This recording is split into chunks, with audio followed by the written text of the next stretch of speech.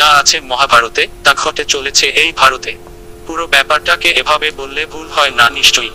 দ্রৌপদীর 5 স্বামী ছিল এবং কিভাবে 5 জনকে নিয়ে তিনি দিব্য সংসার সামলাতেন তা রীতিমতো আলোচনার বিষয়। কিন্তু সে কাজ অনায়াসে সামাল দেন এই ভারতেরই এক প্রান্তের মহিলারা। হিমালয়ের কোলে কয়েকটি পরিবার এখনো রয়ে গিয়েছে যেখানে এক স্ত্রীর উপরে সমান অধিকার থাকে পরিবারের সব ভাইয়ের।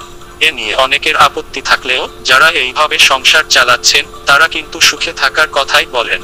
দেরাদুনের গ্রামে গেলেই পাওয়া যাবে এমন কয়েকটি পরিবারের সন্ধান। 21 বছরের রাজ্য ভার্মার স্বামীর সংখ্যা 5। তারা 5 ভাই, একেবারে দ্রৌপদীর মতোই।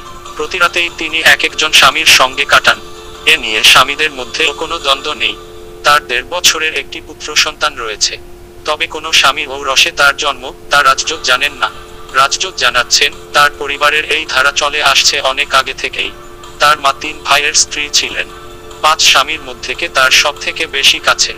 রাজযোগ বলছেন সকলেই, স্বামীরাও এক বাক্যে স্বীকার করছেন স্ত্রীকে নিয়ে তারা যারপরনাই সুখী।